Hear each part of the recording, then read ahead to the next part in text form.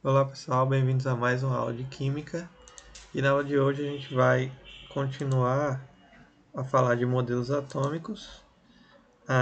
Nas últimas aulas nós falamos sobre o modelo de Dalton, de Thomson e de Rutherford. E com mais destaque nesse último, né, que a gente falou do experimento que ele fez com material radioativo para propor um átomo diferente do que estava descrito até agora. Só que no final do experimento de Rutherford, né, depois que ele propôs o seu modelo, ele percebeu, né, e não só ele, que tinha alguns detalhes que estavam se contradizendo no seu modelo. Né? Um deles era o seguinte: se esse núcleo que ele disse que existia nos átomos realmente fosse da forma como ele pensou, como é que os prótons, que seriam a carga positiva do núcleo, ficariam todos juntos e não haveria repulsão? Ou então, como que esses prótons ficariam tão juntos assim e como que os elétrons não seriam atraídos até eles e o átomo entraria em colapso? Então, algumas dessas perguntas acabaram levantando muitos questionamentos sobre a veracidade do seu modelo, mas o certo é que ele conseguia explicar até certo ponto alguns fenômenos. Alguns outros nem tanto. A questão do núcleo só ter prótons foi algo que realmente não deu para explicar só com aquela teoria. E aí surgiu os nêutrons. Né? Nesse modelo Rutherford tinha essa dúvida. Né? Se o núcleo era formado por partículas só positivas, né? Por que ele não se desmoronaria? Né? Então, a resposta para esse questionamento aqui veio em 1932, quando o Chadwick verificou que o núcleo do elemento berílio, um elemento químico da tabela periódica, emite partículas sem carga e de massa praticamente igual a dos prótons. Então ele achou um fato interessante. Essa partícula foi denominada nêutron, né, justamente porque não tem carga, e foi confirmado que ela seria a terceira partícula subatômica. Né? Uma partícula subatômica, as partículas subatômicas elementares são prótons, nêutrons e elétrons. Né? De certa maneira, os nêutrons eles isolariam os prótons, evitando as repulsões. Então seria como um material isolante dentro do núcleo que faria com que os prótons permanecessem naquela região. Essa seria a função básica dos nêutrons. Né? Eles não teriam carga. Né? Nessa tabela aqui a gente mostra, ó, próton, convencionou-se que os prótons teriam massa 1 e, portanto, carga elétrica 1, já que foi convencionado que eles seriam positivos. Tudo é questão de convenção. Né? Então, novos estudos foram feitos visando estabelecer as relações entre as massas e as intensidades de carga. Então, o próton tem essa massa e essa intensidade. O nêutron, ele não tem carga, mas ele tem a massa equivalente à massa do próton. E os elétrons, eles têm uma carga elétrica equivalente à carga do próton, só com um sinal inverso, né? O próton é positivo e o elétron é negativo. Porém, a sua massa é 1836 vezes menor do que a massa de um próton. Ou seja, os elétrons são muito leves, praticamente não tem massa. Por isso que praticamente toda a massa do átomo está concentrada aqui, ó, nessa região que é o núcleo. A região da eletrosfera é uma região que praticamente não existe massa, existe apenas carga negativa, certo? Então, a partir desse experimento surgiu aí mais uma partícula subatômica. Só que antes disso, outros modelos acabaram surgindo antes mesmo dessa teoria de Chadwick realmente provar a existência de outra partícula no núcleo. Né?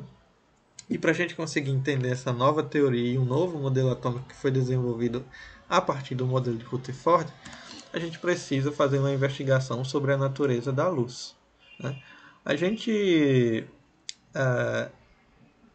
vive num planeta em que nós somos privilegiados, né, pela estrela que nós temos, né? O Sol ele emite radiação, né, na forma de luz e na forma de calor, que faz com que as plantas que a gente tem aqui no planeta possam fazer fotossíntese e também faz com que nós possamos sobreviver aí nessa região do espaço devido à temperatura adequada ao nosso organismo. Mas se a gente for parar para pensar, o que de fato é a luz? A gente sabe que a luz ilumina, a luz ah, tem uma certa cor e tudo mais, mas o que define de fato a luz? Desde a antiguidade, a gente sabe que a luz solar, né, a luz branca, pode ser decomposta nas cores do arco-íris, né, do vermelho, né, laranja, amarelo, verde, azul, anil e violeta. Então, o conjunto de cores obtido pela decomposição da luz em um prisma é denominado espectro. Então, a gente tem o espectro luminoso. Até o começo do século XIX, os cientistas ainda buscavam uma explicação para esse fenômeno aí, dessa decomposição da luz branca que é emitida pelo Sol. Mas antes disso, no século XVII, Isaac Newton, né, o famoso físico inglês, ele conseguiu fazer esse experimento aqui com um prisma, né? Ele pegou uma sala totalmente fechada, deixou apenas um pequeno orifício aqui onde passaria um feixe de luz. E nesse feixe de luz ele colocou um prisma e ele percebeu que o prisma ele faria com que a luz fosse decomposta nas cores que a gente conhece, né?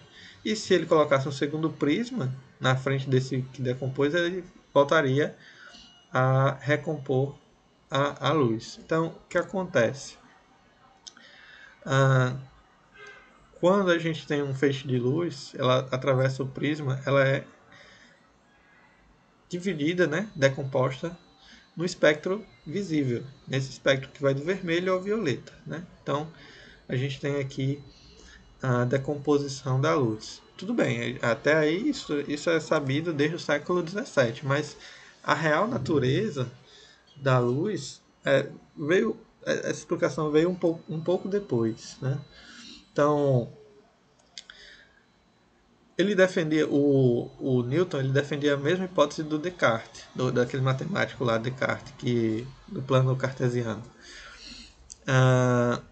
de que a luz era constituída por minúsculas partículas emitidas pelos corpos luminosos. De certo modo, isso não estava errado, né? Talvez não fosse a forma mais, digamos, completa de descrever o processo, mas não é uma forma que estivesse totalmente errada. Tinha seus méritos, principalmente para o século XVII, tem a tecnologia que a gente tem hoje. Então, com essa hipótese, ele explicava algumas propriedades da luz, como a propagação retilínea, a reflexão, refração, né? Newton já era uma pessoa muito à frente da sua época, né? Ele desenvolveu o cálculo, desenvolveu as famosas leis, algumas das famosas leis da física que tem o seu nome. Então ele fez experimentos com a luz e descreveu essas propriedades que estão aqui, ó, principalmente como a luz se propagava no vácuo, né? E depois, o astrônomo e matemático Christian Hughes, ele argumentava que a luz era composta por ondas luminosas. Então, tínhamos aqui duas teorias diferentes. Uma, Newton falava que a luz eram minúsculas partículas, né? E o Huygens, ele falava que a luz eram ondas luminosas que se deslocavam do mesmo modo que as ondas da água, né? As ondas sonoras e com a diferença de que as ondas luminosas, né, de energia radiante, elas podiam ser transmitidas no vácuo, enquanto as demais não poderiam ser propagadas pelo vácuo.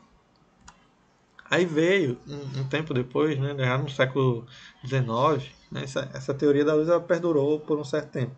E aí no século XIX, a gente tem a teoria de Max Planck, que foi um dos maiores físicos da história. Tem até uma constante com o nome dele, constante de Planck.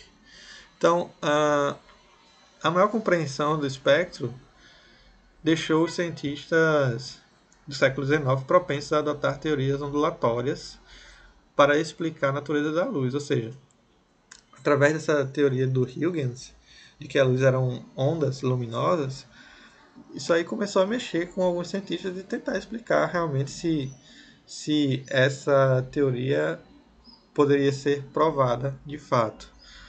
Então, certas observações experimentais, né, mostravam que essa teoria não conseguia explicar algumas coisas, principalmente como a cor da radiação emitida por certos objetos aquecidos, como era a cor. Por exemplo, com o aquecimento progressivo de uma barra de ferro, ela vai mudando de cor na sequência do espectro visível, com a frequência de radiação, com que a frequência de radiação aumenta. O que isso quer dizer? Quando a gente vai aumentando a temperatura de uma barra de ferro, ela começa a se tornar vermelha nessa região aqui de 800 a 900 graus, né? Ela fica vermelha. Nessa região de 1100 a 1200, ela começa a se tornar alaranjada. E ao atingir 1400 graus, ela fica branca. Então, temperaturas elevadas, o branco torna-se ligeiramente azulado. Então, à medida que a temperatura vai aumentando, ela vai mudando de cor. A gente tem um exemplo muito claro disso nas estrelas. Aqui tem uma medida de espectros, né, de espectrômetros. São equipamentos acoplados aos telescópios que medem a radiação luminosa das estrelas e a partir daí a gente consegue determinar a sua cor. O Sol, né, a nossa estrela, ele tem a cor branca, ele emite luz branca, luz visível branca. Mas se a gente for pegar pela medida do espectro, ele teria a cor nessa região aqui do amarelo, seria uma estrela amarela. Por quê? Porque a superfície solar tem a temperatura na faixa de 5 a 6 mil Kelvin. Então, ele está aqui nessa faixa, né? O nosso Sol. As estrelas que têm temperatura menor vão para o laranja e o vermelho, né? Estrelas laranja e vermelha. E as estrelas que vão do branco ao azulado têm a temperatura muito maior, acima de 6, chegando perto de 10 mil Kelvin, chegando a 28 mil, chegando a 50 mil Kelvin. São temperaturas extremamente elevadas comparado com o nosso Sol aqui, que é 5, 6 mil, em média 5.700 Kelvin a temperatura da superfície do Sol. Certo? Então, como que a gente mede isso? A gente mede em função do comprimento de onda. A gente vai ver daqui a pouco, acho que na próxima aula, uma descrição mais detalhada de como acontece essa emissão de ondas. Né? Então, por exemplo, aqui, vejam que estou medindo aqui nesse espectro e a maior parte da luz ela está sendo emitida nessa região aqui do vermelho. Ó, é o pico de emissão radioativa, de emissão de radiação eletromagnética.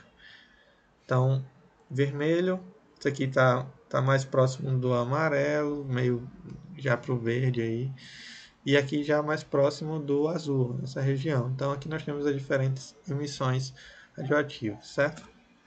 Então, aqui eu tenho o tipo de estrela, a temperatura e alguns elementos que constituem essa estrela.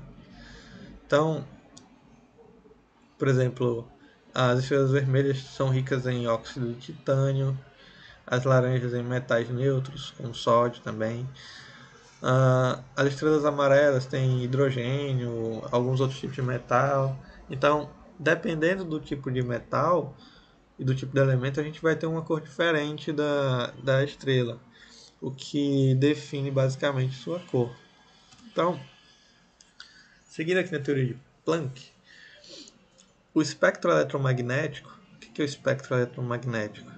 É o espectro, ou seja, a transmissão de ondas elétricas e magnéticas que se intercalam entre si. Então, se a gente olhar aqui, ó, o 1, o vermelho aqui, onda elétrica. O 2, que é o azul aqui, ó, onda magnética. Então esse espectro aí eletromagnético, ele se propaga pelo vácuo, né? E é ele que define os diferentes tipos de radiação, sejam as visíveis ou as que a gente não percebe a olho nu, certo? Então, ele vai de frequências mais baixas, do micro-ondas, infravermelho, né? Se a gente olhar aqui, ó, micro-ondas, infravermelho, onda de rádio, até passando pela faixa do visível, que é o que a gente enxerga. Né? No próxima aula eu vou mostrar para vocês uma figura mais detalhada disso aqui. E até as mais altas, que vai do raio-x a raios gama, é aqui. Então, quando a temperatura começa a aumentar, as partículas que constituem a matéria elas começam a vibrar com maior frequência e intensidade e passam a emitir ondas eletromagnéticas com maior frequência. Então, ó, imagine que isso aqui são ondas. Ó. Aqui eu tenho uma frequência bem pequena, ó, de uma onda para outra. E à medida que eu vou passando aqui, eu vou aumentando a frequência. Ó, minha onda vai ficando com maior frequência. Essa alta frequência, quanto maior a frequência aqui, maior a propagação dessa onda pelo espaço. Então, a gente tem aí uma propagação de onda através do espaço que muda de rádio até raios gama, certo? Então, na próxima aula a gente vai ver com detalhes e, se der tempo, a gente já chega na teoria do novo modelo atômico, certo? Então, a gente para por aqui falando dessa teoria da luz, ok?